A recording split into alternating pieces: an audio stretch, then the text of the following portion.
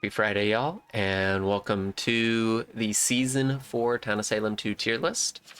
I know that things might... So I'm recording this on Wednesday morning in a game with Liza, and so there's some things that might change between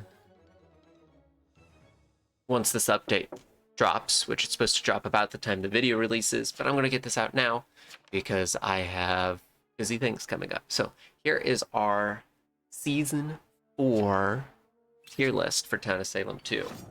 There are a lot of things that are the same as the last tier list we dropped, which was not that long ago, but there's some big changes, and so we're going to talk about them. So the first thing I want to discuss is, let's get the easiest thing. S tier has stayed the same. Nothing has moved into S tier, nothing has moved out of S tier. It has stayed the same no matter what. Now, though, A tier, so the two B tier town roles, Tracker and Investigator, have been brought up to A tier. Investigator is putting so much momentum into town, multiple times over. And of course, Tracker is...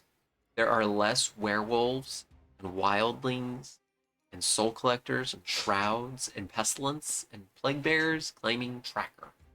And so Tracker's getting a lot more momentum right now. And of course, Psychic and Deputy still stay there. The Coven still stay the same. Voodoo Master, which I still think is a very underrated role, Witch, and Poisoner. In the B tier is a good chunk of what was in C tier. Monarch, Mayor, Crusader, Oracle, Trickster, all kind of in the higher C tier. They are now in B tier. I think that's fair for them. That puts them, Ritualist, Medusa, Hexmaster, Jinx has been brought up to B tier, Enchanter's been brought up to B tier, Jester is still at B tier, and I think that's a good spot for it. That means Cleric, which is the most middle of the road role in Town of Salem besides Tracker. Tracker and Cleric, remember, are your two, middle of the road balance-wise. The Cleric being the start of C tier makes sense. Then you got Veteran, Bodyguard, Spy, Vigilante, Trapper. A lot of those being brought up just because just the usefulness and the synergy now that people are used to the meta. And that puts Necromancer, Illusionist in C tier. A Doomsayer just went off in the game that I'm with Liza in. Soul Collector's there. Soul Collector might eventually become B tier.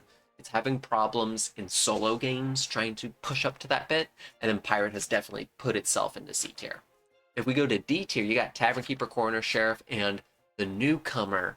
I never thought Admire would come out of F tier, but it is here.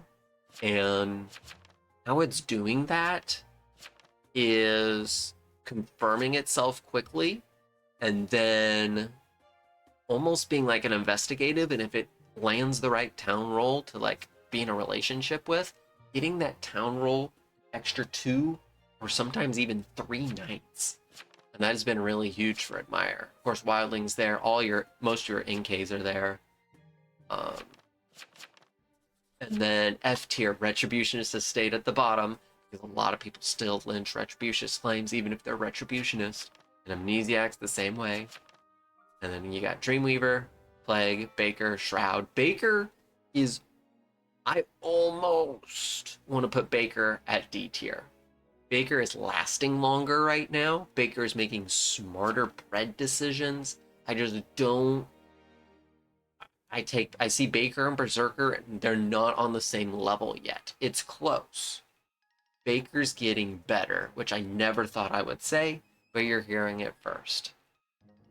And I also am kind of on the fence of Executioner.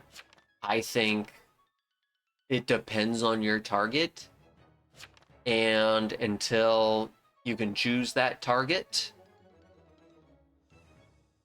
I think Executioner have to stay at that tier. But that is all for the tier list for Town of Salem 2 Season 4. I hope you have a good season. You're going to hear me on Sunday. We're going to talk about the beginner's guides and what all that will look like for 50 some odd days in a row. So that's all for me. We'll catch you on Sunday.